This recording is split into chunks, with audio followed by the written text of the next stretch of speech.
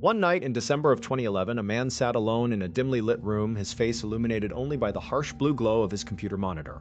He stared intensely at the words he had just typed into a chat window. The room was completely silent except for the low, steady hum of the computer tower on the floor. His fingers hovered over the keyboard, trembling slightly as he hesitated.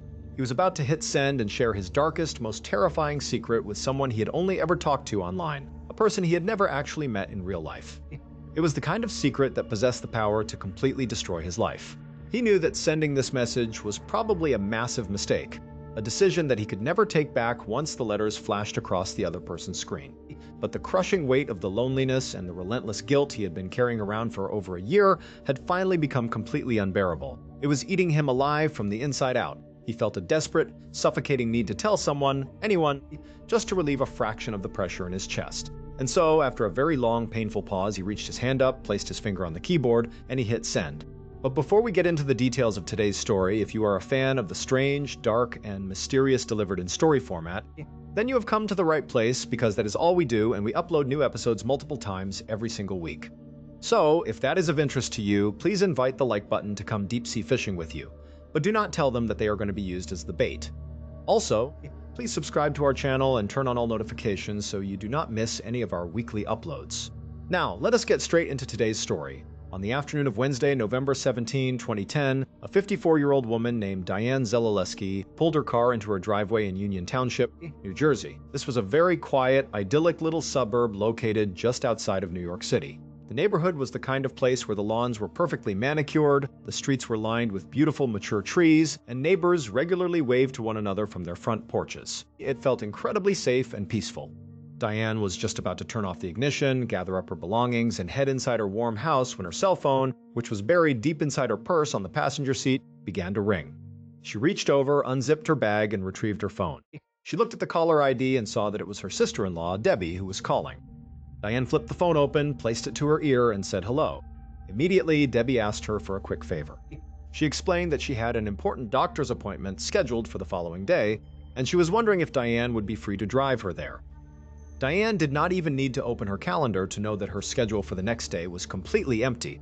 Just a few months earlier, Diane had made the monumental decision to retire from her demanding 17-year career as a legal secretary. It had been a long and rewarding career, but she had decided it was time for a change of pace. She had specifically moved to this quiet neighborhood in Union Township to be closer to her aging parents who were getting up there in years and her brother Ron. Because of this major life change, her only real responsibility at the moment was helping out her family whenever they needed her, which did not actually take up very much of her time. So, Diane smiled and told Debbie that she would be more than happy to drive her, and they agreed on a time for the next morning. After a few more moments of casual chatting, the two women said their goodbyes and hung up the phone. After finishing the call, Diane gathered up her keys, her purse, and her shopping bags, and she opened her car door. But as she stepped out into the crisp November air and prepared to walk up her front steps, she stopped. She turned around and just took a moment to look out at her new neighborhood. It really was a beautiful place to live, and she felt a deep sense of contentment about her decision to move here. As she stood there soaking in the peaceful afternoon scene, she noticed the woman who lived directly across the street from her, Mrs. Yearwood. Mrs. Yearwood was currently in her driveway, dragging her heavy plastic garbage cans down to the curb in preparation for trash collection. Diane smiled, raised her hand, and waved warmly across the street to Mrs. Yearwood, who waved back. As Diane watched her, she made a quick mental note to ask Mrs. Yearwood later if her son, whose name was Arnell, might be free to shovel her driveway and walk away the next day. The local weather forecast had been calling for a significant snowstorm to hit the area that night, and Diane knew she would need some help keeping her property clear. Satisfied with her plan, Diane turned back around, unlocked her front door, and stepped inside the warmth of her home. Later that same night, sometime after 10 p.m., the temperature outside had plummeted and the first flakes of the predicted snowstorm were beginning to fall. Inside, Diane was cozy in her bed, propped up against her pillows with her laptop open on her lap. She was lazily scrolling through the inbox of her online dating profile. For Diane, dating was a normal, active part of her life. She was an attractive, outgoing woman who had gone out with plenty of men over the years. Even in her 50s, she still got paid attention to at social gatherings, and she had actually been proposed to once in her past. But despite meeting plenty of great men and enjoying their company, she had simply never found the right person to settle down with, and she had never gotten married. These days, she found it much easier to meet people online. She was quite popular on the dating sites, and men were constantly sending her messages asking her out on dates. For the most part, her experiences had been very positive. Over the years, she had cultivated a small, select roster of men whom she trusted and kept in regular touch with, occasionally meeting up with them for dinner or drinks. On this particular night, Diane decided to click on the profile of one of the men on her roster, a man named Kyle Porter. They had a great rapport, and she was actually in the middle of typing out a very playful, flirty message to send to him when, suddenly, the sharp, loud sound of her doorbell rang downstairs. Diane froze. She stared toward her bedroom door, completely surprised by the sound. It was very late, well past 10 o'clock, and the snow was starting to pile up outside. She was absolutely not expecting any visitors at this hour. Still, she closed her laptop, got out of her warm bed, threw on a robe, and made her way downstairs to see who could possibly be at her front door. She walked through the dark hallway, turned on the porch light, and looked through the window. Standing outside in the freezing cold was someone she immediately recognized. While she had absolutely no idea why this person would show up at her house unannounced in the middle of the night during a snowstorm, she did not hesitate. She unlocked the deadbolt, pulled the door open, and told them to quickly come inside out of the cold. Once the door was closed behind them, Diane looked at her late-night visitor and asked them what was going on. It was then that the visitor began to speak, saying something to Diane that she never could have expected to hear. The following day, Thursday, November 18th, around noon, Diane's 91-year-old father, Stanley Zeleleski, was sitting comfortably in his living room, watching television. Suddenly, the sharp ring of his telephone cut through the quiet house. He reached over and picked up the receiver, only to hear the highly anxious, trembling voice of his daughter-in-law, Debbie, on the other end of the line. Debbie sounded incredibly worried. She quickly explained to Stanley that Diane had promised to drive her to a doctor's appointment earlier that morning. However, the scheduled time had come and gone, and Diane had never showed up. Debbie explained that she had been trying to reach Diane for hours. She had called her cell phone repeatedly, but it went straight to voicemail. She had sent multiple text messages, but none of them had been delivered or answered. Stanley listened to Debbie, and a sudden wave of unease washed over him. Just like Debbie, he knew this was completely unlike his daughter. Diane was an incredibly responsible, punctual, and caring person. If she had agreed to drive someone, especially a family member, she would have been there early. And if some kind of emergency had come up, she absolutely would have called to explain. She would never just disappear and leave someone stranded without any explanation. Stanley tried to calm Debbie down, telling her not to panic just yet. He told her that since he and his wife lived much closer to Diane's house than Debbie did, he would drive over there right now to check on her and make sure everything was okay. Stanley hung up the phone, stood up, and called out to his wife, telling her that they needed to get into the car immediately. About 20 minutes later, Stanley and his wife pulled up to Diane's house. The snow from the night before had left a fresh, white blanket over the entire yard and the driveway. As they walked up the unshoveled front walkway, Stanley's worry only deepened. He stepped onto the porch and began pounding heavily on the front door, shouting Diane's name as loudly as he could. He waited, straining his ears for any sound of movement inside the house, but there was only a heavy, dead silence. Stanley exchanged a tense, worried look with his wife.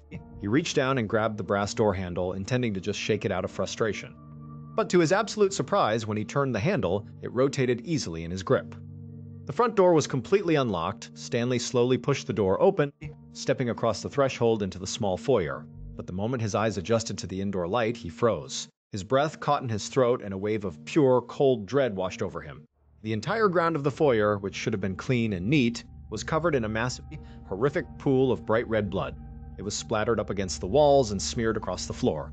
Stanley felt a sudden surge of nausea hit him so hard that his knees buckled slightly, and he had to quickly reach out and grab the wooden door frame to steady himself from falling. His wife was standing right behind him on the porch, trying to peer over his shoulder. Stanley turned around, his face pale and his hands shaking, and looked his wife in the eyes. In a quiet, trembling voice, he told her to stay exactly where she was on the porch and not to step foot inside. He told her he was going to go in alone to look around. Stanley took a deep breath, stepped fully into the foyer, and began to carefully navigate his way through the horrific scene. As he moved deeper into the house, trying his best not to step in the blood, he noticed something very strange. Mixed in with the pools of blood on the floor were small, white piles of a mysterious powdery substance that he could not identify. The house was completely, eerily silent. There was no sound of a television, no hum of appliances, just a heavy stillness that made his heart race even faster. As Stanley looked down at the blood-slicked floor, his eyes followed a very clear, disturbing trail. It looked as though something heavy had been violently dragged through the blood, leaving a wide smear that led out of the foyer, down the hallway, and toward the back of the house. With his pulse pounding in his ears, Stanley slowly followed the trail. The red smear led him directly to the door that opened up to the basement stairs. The door was standing wide open. Stanley stood at the top of the dark staircase, looking down into the shadows below. At first, he could not make out much in the gloom. But as his eyes slowly adjusted to the darkness of the basement, he caught sight of something lying crumpled at the very bottom of the wooden stairs. It looked like a large, silent heap of clothing. He stared at it for a long, agonizing moment until the terrible truth finally registered in his mind. It was his daughter, Diane. Stanley staggered backward, nearly losing his footing on the hardwood floor. He let out a ragged, heartbroken cry, ran back toward the front door, and screamed at his wife to call 911 immediately. About half an hour later, at approximately 1 o'clock in the afternoon, Detective Robert Henderson of the Union County Homicide Task Force steered his police cruiser down the quiet, snow-covered street. His partner, Detective Mike Manacchio, sat in the passenger seat beside him, staring out the window at the peaceful suburban homes. Henderson pulled the cruiser up to the curb in front of Diane's large, beautiful house, which was already in the process of being cordoned off by patrol officers using bright yellow crime scene tape. As Henderson climbed out of the car, he immediately noticed an elderly man and woman sitting in the back of an ambulance parked nearby, wrapped in heavy blankets, and being comforted by emergency personnel. These were Diane's devastated parents. As the two detectives walked toward the front yard, one of the first responding patrol officers ran over to brief them on the situation. The officer explained that the home belonged to 54-year-old Diane Zeleleski, who lived there entirely alone. Her elderly parents had come over to check on her after she failed to show up for a family commitment, only to discover the front door unlocked, the foyer covered in blood, and Diane's body lying lifeless at the bottom of the basement stairs. Henderson asked the officer if there were any immediate signs of a forced entry, like a broken window or a jimmied lock, or if it looked like a robbery had taken place. The officer shook his head and said that everything on the exterior of the home appeared completely secure. However, the officer warned them that the scene inside the house was highly unusual and deeply disturbing.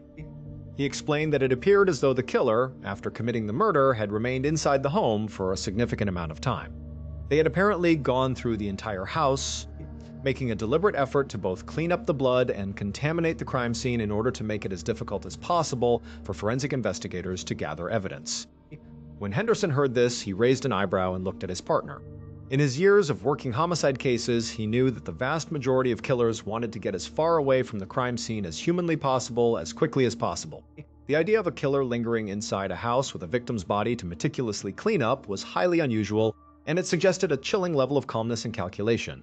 Henderson turned to Manacchio and asked him how he wanted to split up the initial duties. Manacchio suggested that he stay outside to interview Diane's traumatized parents and gather whatever background information he could, while Henderson went inside to personally inspect the crime scene and coordinate with the forensics team. Henderson agreed, pulled his collar up against the cold wind, and walked up the front steps of the house. A few moments later, Detective Henderson stepped through the front door and entered the foyer.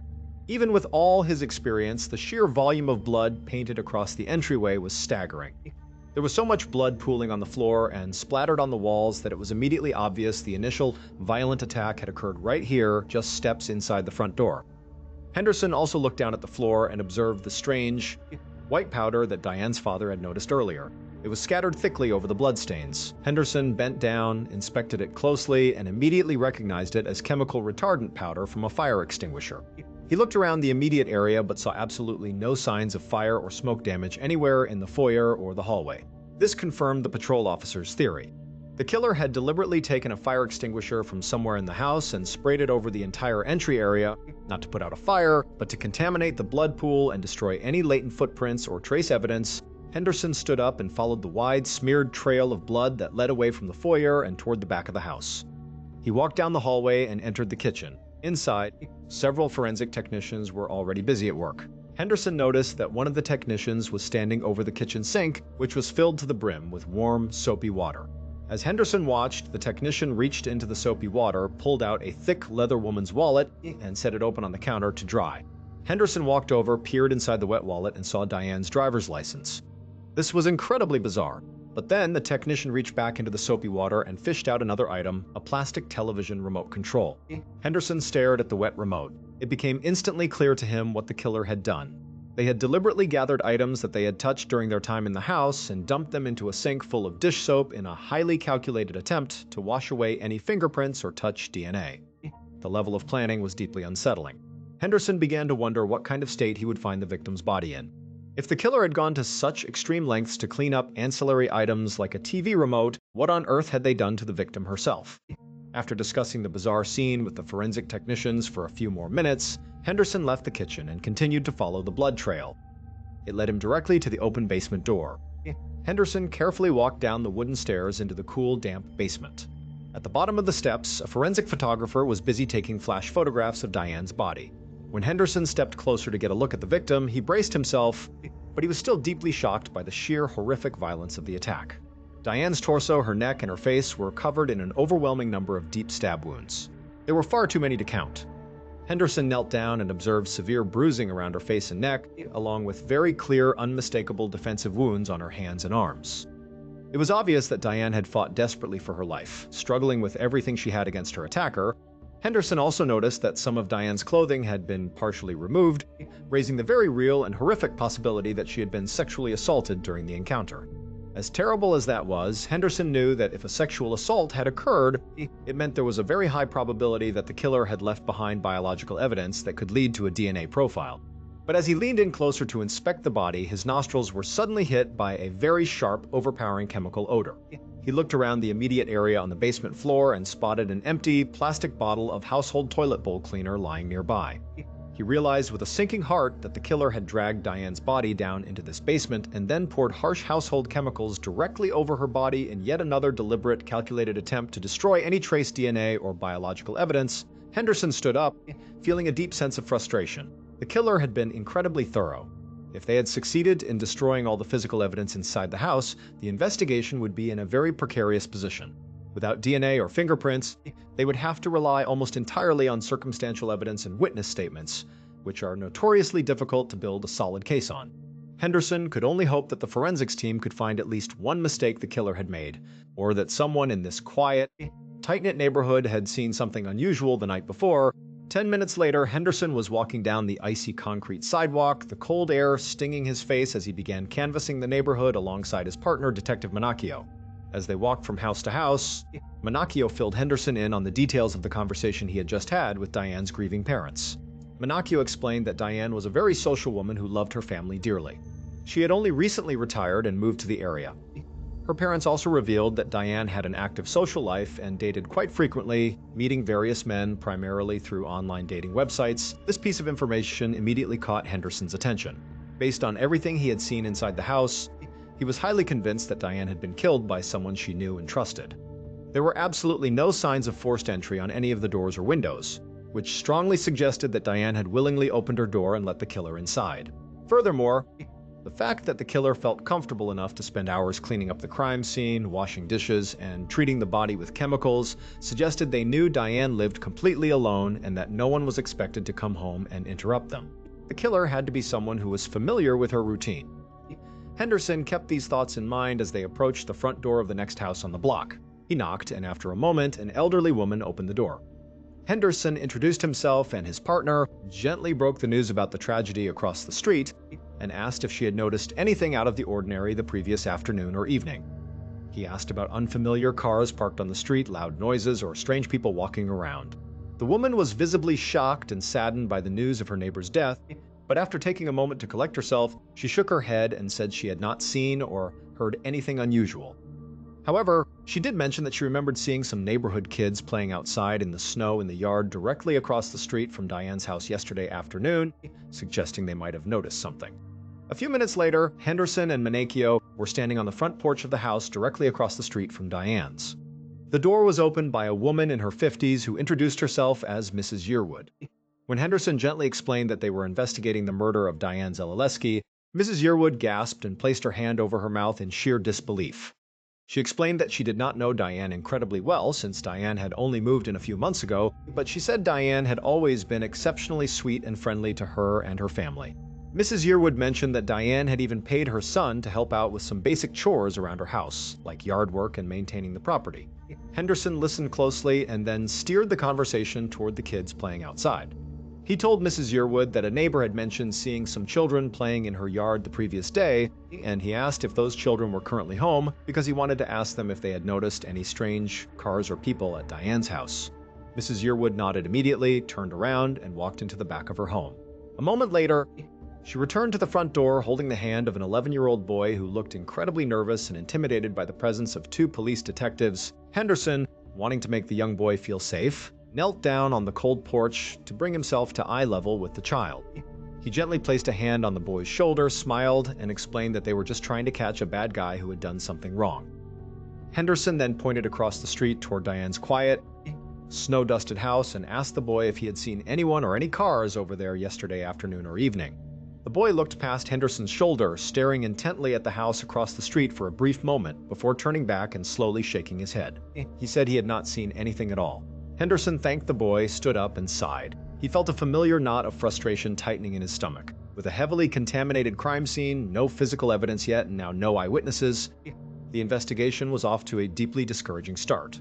Around noon the following day, December 19th, Detective Henderson was sitting at his cluttered desk in the homicide department, slowly reading through the official autopsy report for Diane Zeleleski. He had been waiting anxiously for these documents all morning, hoping they would provide some kind of breakthrough, but unfortunately, the report mostly confirmed what they had already observed at the scene. The medical examiner estimated Diane's time of death to have occurred somewhere between 10 p.m. and 1 a.m. on the night of November 17th. This meant she had been killed roughly 11 to 14 hours before her parents discovered her body. The autopsy detailed the horrific extent of her injuries. She had been brutally beaten, strangled, and stabbed more than 40 times. The violence was so extreme and the wounds so numerous that the medical examiner was unable to determine exactly which specific injury had been the one to ultimately end her life. Furthermore, the weapon used in the attack, which was believed to be a sharp knife or pair of scissors, was nowhere to be found inside the house. The killer had clearly taken it with them. The medical examiner also confirmed that because of the harsh household toilet cleaner that had been poured over Diane's body, they were completely unable to recover any usable DNA from her clothing or skin. The chemicals had completely stripped away and destroyed any biological evidence the killer might have left behind. It was a massive blow to the investigation, but then, as Henderson turned to the final page of the report, his eyes locked onto a small ray of hope. According to the forensic technicians who had meticulously processed the foyer, they had discovered several small, fresh drops of blood on the floor that did not belong to Diane. The laboratory had rushed the testing on these specific drops and confirmed that the blood came from an unknown adult male. Henderson sat back in his chair, a sudden wave of excitement washing over him. This was the breakthrough they desperately needed. During the violent struggle, Diane had clearly fought back with incredible ferocity. In doing so, she must have managed to wound her attacker, causing him to bleed onto the foyer floor before he could clean it up. The killer, despite his meticulous cleanup efforts, had missed these tiny drops of his own blood in the dark foyer. This meant the police now had the killer's exact DNA profile. Now the direction of the investigation was clear. Henderson's primary goal was to compile a list of every single male who had been in Diane's life, locate them, and obtain a DNA sample from them to compare against the blood found at the crime scene. The digital forensics unit was currently working hard to bypass the security on Diane's laptop so they could access her online dating history and identify the men she had been communicating with. But Henderson did not want to sit around and wait for the computer techs to finish their work. He wanted to start tracking down potential suspects immediately. He decided to reach out to the people who knew Diane best in her personal life, starting with her closest friends. At around 9:30 the following morning, Henderson was sitting in a bustling local coffee shop, waiting across a small table from Diane's best friend, Joanne Goa. Joanne looked exhausted, her eyes red and puffy from crying, but beneath her deep grief, there was an intense, palpable anger. She told Henderson that she was willing to do absolutely anything to help catch the monster who had done this to her friend. Henderson pulled out his notebook and asked Joanne to tell him about the men in Diane's life, specifically anyone she had dated recently or had a falling out with. Joanne did not hesitate. She told Henderson that while Diane dated quite a bit, there was one specific man from her past who had always deeply concerned her. His name was Mike Purnell. Joanne explained that several years ago, Mike had been Diane's landlord. After Diane moved into his building, Mike became completely obsessed with her. He began showering her with unwanted attention, leaving expensive gifts at her door and constantly pressuring her to go out on a date with him. Eventually, Diane relented and they dated for a short period of time. But when Diane realized the relationship was not working and tried to break things off, Mike became absolutely furious. He refused to accept the breakup and began stalking her, showing up unannounced and making her feel incredibly unsafe. Joanne explained that Diane had eventually been forced to pack up all her belongings and move to an entirely new apartment building just to escape him. Henderson wrote down the name Mike Purnell and underlined it twice. This was a highly promising lead. But before he finished the interview, he wanted to ask Joanne about another name. During the search of Diane's kitchen, investigators had recovered her wet wallet from the soapy water in the sink. Inside, among her credit cards, they had found a soggy, partially dissolved business card for a man named Mark Baker. Henderson asked Joanne if she recognized that name. Joanne thought about it for a moment, then nodded. She said she remembered Diane mentioning that she had met a man named Mark Baker at a local bar recently. They had chatted, shared a drink, and he had given her his business card. However, Joanne did not know if they had ever actually gone out on a date or kept in touch after that initial meeting. Henderson thanked Joanne for her time, finished his coffee, and headed back to his car. He decided he would start by tracking down Mark Baker since they already had his contact information from the business card. Later that afternoon, Henderson walked into the police station's quiet interview room, followed by Mark Baker. Mark was a well-dressed, middle-aged man who looked highly annoyed to be there. He had been contacted at his office and asked to come down to the station immediately, and he was clearly frustrated by the disruption to his workday. Henderson offered him a chair and a cold bottle of water, which Mark accepted with a sigh. Mark sat down, leaned back, and asked Henderson what this was all about and why he had been dragged down here. Instead of giving a long explanation, Henderson pulled a photograph of Diane from his folder, laid it flat on the table, and slid it directly in front of Mark. Henderson watched Mark's face intently, looking for any subtle sign of recognition, guilt, or nervousness. But Mark simply glanced down at the photo, looked back up at Henderson, and asked if he was supposed to know who this woman was. Henderson explained that the woman in the photo was named Diane Zeleleski and that they had found his business card inside her wallet after she was brutally murdered. Mark shook his head dismissively. He insisted that he had absolutely no idea who Diane was and that he had never met her. He told Henderson that he frequented bars often and handed out his business card to lots of people, so she must have gotten it that way. Then, Mark scoffed and made a comment that immediately rubbed Henderson the wrong way. He looked at the photo of Diane and said that she was not really the kind of target he usually went for anyway. The word target echoed coldly in the small room. Henderson stared at Mark, feeling a growing sense of suspicion. He asked Mark if he would be willing to provide a quick, voluntary DNA swab to clear his name and rule himself out of the investigation. Mark's demeanor instantly hardened. He flatly refused, stating that he had done nothing wrong and was not going to allow the police to put his DNA into any database. Henderson knew he did not have enough probable cause to get a warrant to force a DNA swab from Mark, but he was not about to let him leave without getting what he came for. He noticed that during the brief interview, Mark had taken several sips from the plastic water bottle Henderson had given him. Henderson figured that if Mark left the bottle behind on the table when he left, they could easily recover his DNA from the mouth of the bottle. So, Henderson politely told Mark that he was free to go, but Mark was apparently highly suspicious. Instead of leaving the half-empty bottle on the table, Mark deliberately picked it up, screwed the cap on tightly, and slid it into his coat pocket before walking out of the room. Henderson watched him leave, his suspicion growing even deeper. The deliberate act of taking the water bottle felt highly calculated, almost as if Mark knew the police would try to use it for DNA. Henderson waited a few seconds, then quietly followed Mark out of the station. He kept a safe distance, trailing Mark down the busy city sidewalk. He watched as Mark walked down the block, occasionally stopping to look around as if checking to see if he was being followed.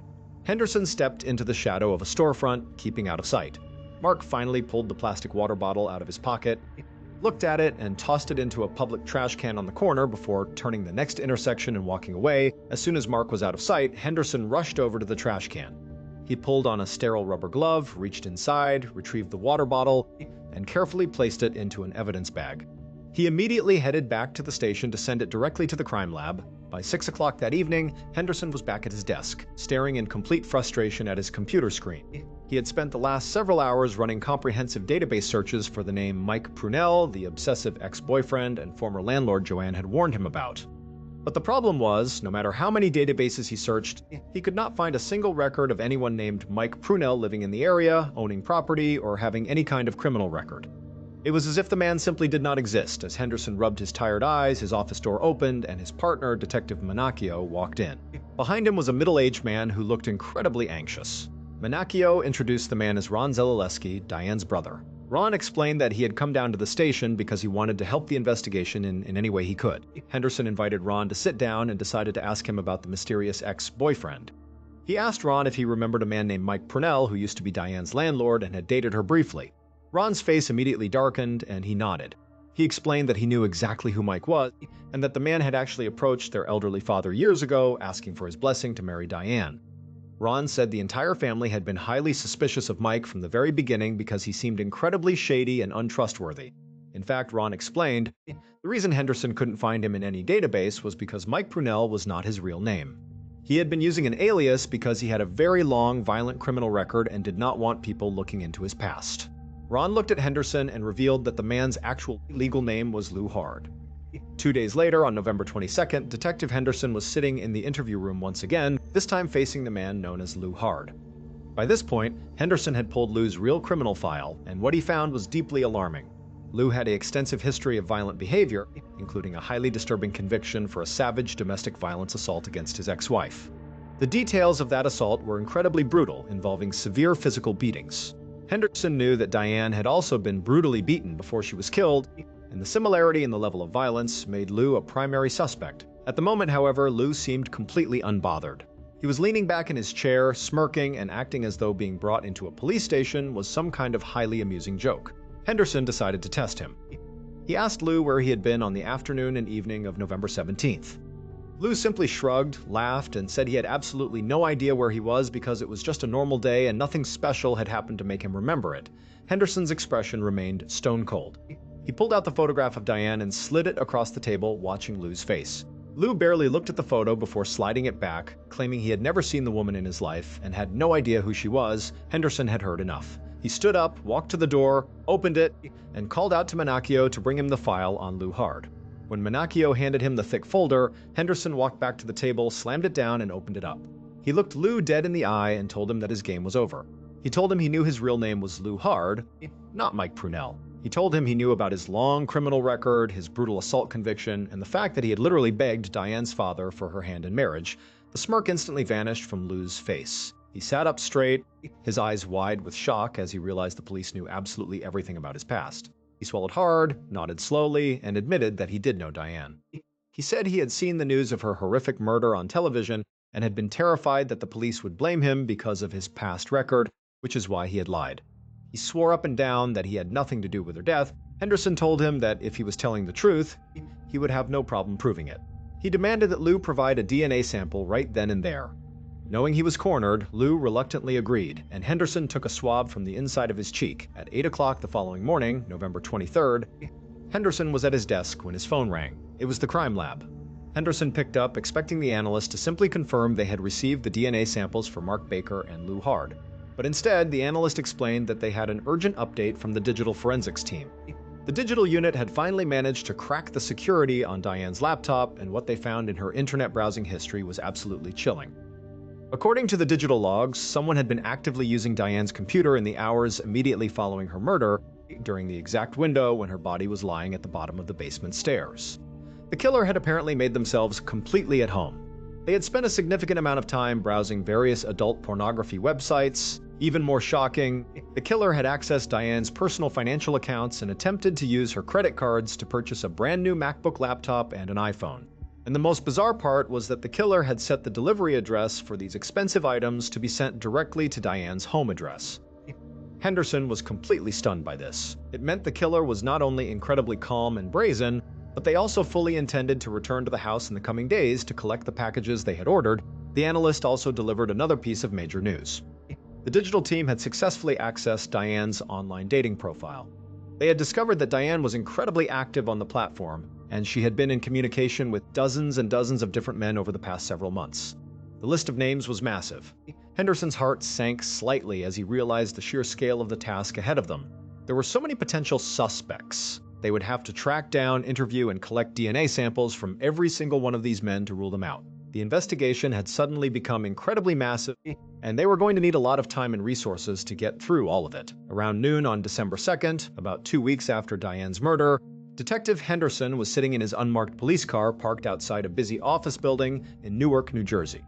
He had his eyes locked on the front exit, waiting for a man named Kyle Porter to walk out. Kyle was one of the men on Diane's online dating roster, and the digital forensics team had confirmed that Diane had been planning to message him on her laptop right before she was interrupted by the doorbell on the night of her murder.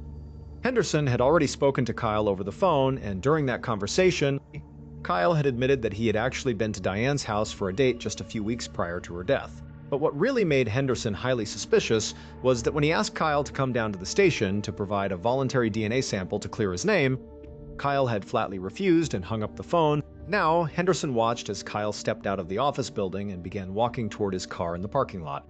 Henderson immediately opened his car door, stepped out, and jogged across the asphalt to cut him off. As he approached, Henderson pulled out his badge and identified himself.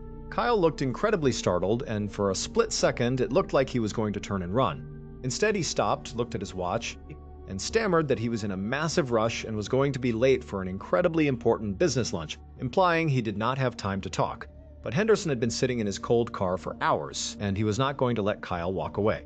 He looked Kyle in the eye and told him very clearly that they could do this the easy way or the hard way.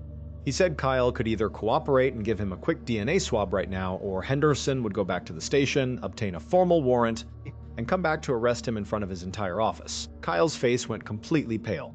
He stared at Henderson, realizing the detective was not bluffing. He let out a heavy sigh of defeat, nodded, and agreed to provide the swab. Henderson took the sample, sealed it in a tube, and let him go. 4 days later, on the cold morning of December 6th, Henderson was out for a morning jog, trying to clear his head, when his cell phone rang in his pocket. He saw it was the crime lab and immediately stopped running, breathing heavily as he answered. The forensic analyst on the other end explained that they had just completed the DNA processing for the first major batch of suspects. This batch included the DNA from Mark Baker, the man Henderson had trailed to get his discarded water bottle, Lou Hard, the violent ex-boyfriend, and Kyle Porter, the online date who had refused to cooperate. Henderson held his breath, his heart pounding in his chest as he waited for the results. The analyst took a deep breath and delivered the news. Not a single one of the samples matched the unknown male blood recovered from the crime scene foyer. Henderson stood on the sidewalk in absolute shock. He could barely believe what he was hearing. He had been so incredibly certain that one of those three highly suspicious, uncooperative men had to be the killer. They had all lied, acted evasive, or refused to cooperate. Yet science had just completely cleared them of the crime. A wave of deep dread washed over Henderson. If the DNA from the foyer did not belong to any of these prime suspects, it meant they were back at square one. It also meant that the database search of the National DNA Registry, which had also returned 0 matches, was correct. The killer was someone whose DNA was not in the system. Henderson knew they had no choice but to keep grinding. Over the next several weeks and then into the months that followed, Henderson and Menachio worked tirelessly. They went down the massive list of men from Diane's dating profile, her email contacts, and her phone logs. They conducted over 100 detailed interviews and physically collected over 80 individual DNA samples from various men who had interacted with Diane. But one by one, every single sample was processed by the lab, and one by one they all came back as a mismatch. Every single lead was turning into a complete dead end. By December of 2011, a full year had passed since Diane Zeleleski's brutal murder. Detective Henderson was sitting at his desk, staring blankly at the thick binders of case files that had accumulated over the past 12 months. He was currently on the phone, listening to yet another tip that had been called into the station. A month earlier, on the 1-year anniversary of Diane's death, the local news media had run a major feature on the unsolved murder, pleading with the public for any information. Since that broadcast, the police station had been absolutely flooded with phone calls from people claiming to have information. Henderson and Menachio had spent weeks meticulously tracking down every single one of these tips, but none of them had led anywhere. As the caller on the line continued to ramble on about a suspicious car they thought they had seen a year ago, Henderson realized the information was completely useless. He politely thanked the caller for their time, hung up the phone, and let out a long, deeply frustrated sigh. He was starting to feel completely defeated. He began to wonder if he had been entirely wrong from the very beginning of the case. Perhaps Diane had not been killed by someone she knew. Maybe it had been a completely random, opportunistic home invader who had targeted her house by chance. If that was the case, finding them would be almost impossible. Or even worse, he wondered if the blood they had recovered from the foyer did not actually belong to the killer at all, but rather to some contractor or delivery person who had cut themselves days before the murder. If that blood was irrelevant, then their entire year-long search had been based on a false premise. Just as these dark, discouraging thoughts were threatening to overwhelm him, the door to his office suddenly flew open. Detective Menachio burst into the room, a massive, stunned grin spread across his face. He looked at Henderson and told him that he had just gotten off the phone with a woman who had a story that was going to completely change everything. Menachio stepped forward and handed his cell phone directly to Henderson. Henderson placed the phone to his ear and introduced himself. The woman on the other end of the line was clearly very nervous, but her voice was steady. She explained that she lived in another state and had an online friend whom she had met in an internet chat room. They had been talking online for a long time, sharing details about their lives, and she considered him a close confidant, even though they had never actually met face-to-face. She explained that a few nights ago, her online friend had seemed incredibly distressed and depressed. As they chatted, he suddenly began typing out a highly detailed, incredibly disturbing confession. He told her that he had done something absolutely terrible a year ago that he could no longer live with.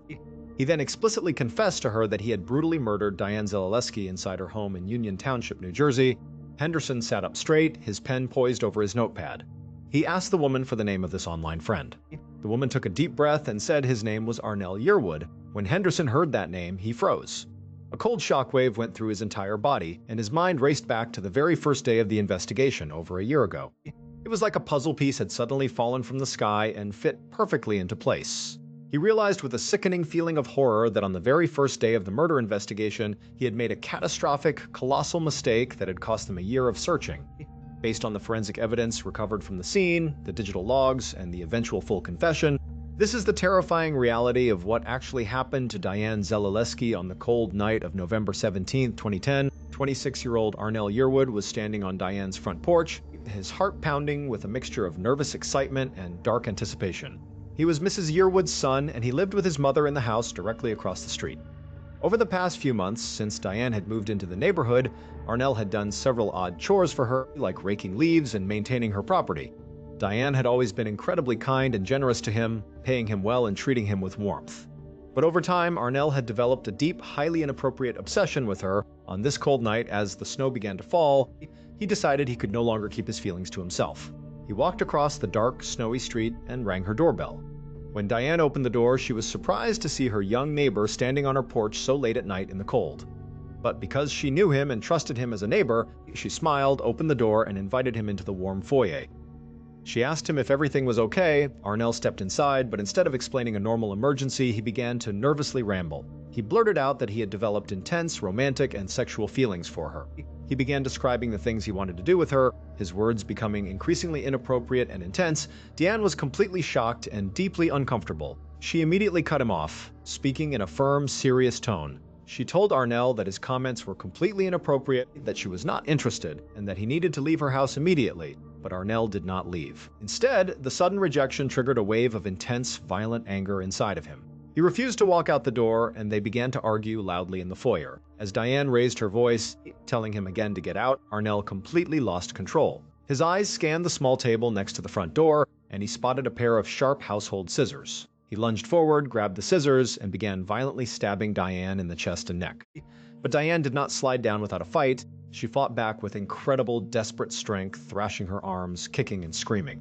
During the chaotic, violent struggle, she managed to grab Arnell's hand, twisting it with such force that his grip on the scissors slipped. The sharp blade sliced deeply into Arnell's hand, causing him to bleed. But this only enraged him further. He threw his weight on top of her, wrapped his hands tightly around her neck, and strangled her until she finally stopped moving and went completely limp on the floor. Arnell stood up in the quiet foyer, gasping for breath, his hand dripping blood onto the floor. He looked down at the horrific scene. There was blood everywhere. He knew from watching television shows that his DNA and fingerprints were likely all over the foyer.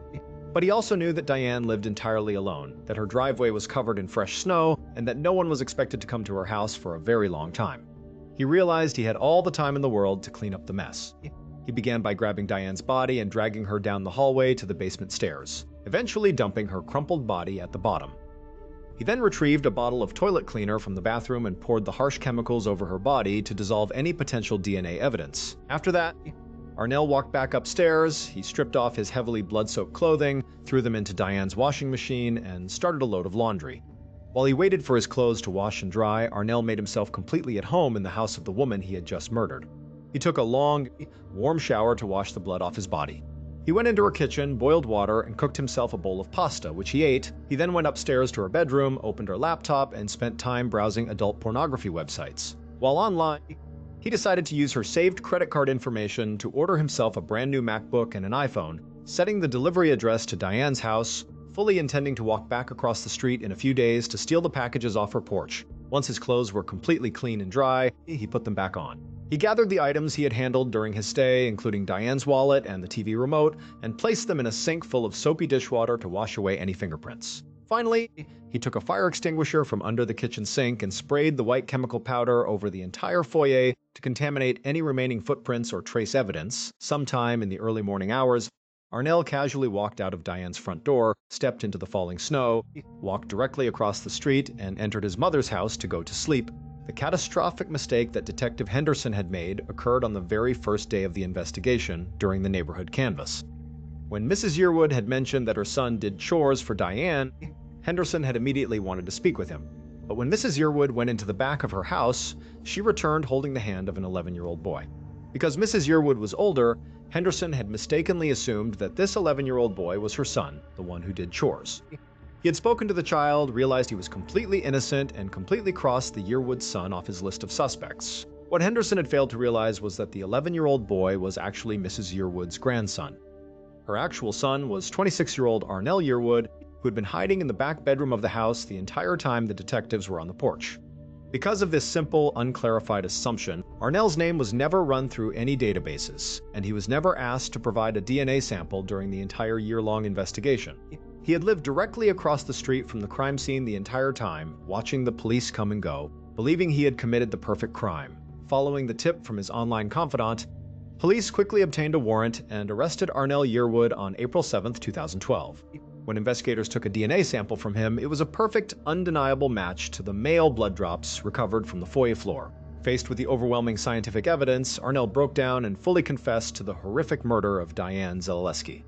He was eventually convicted and sentenced to 30 years in state prison. For the Zeleleski family, the arrest brought a sense of justice, but the pain of losing Diane in such a senseless, brutal way, right across the street from her own home, left a deep, permanent scar on the quiet neighborhood. Thank you so much for watching. Let me know what you thought of today's episode in the comments. And remember, we have a whole playlist of true crime episodes ready for you to binge right now. Until next time, see ya.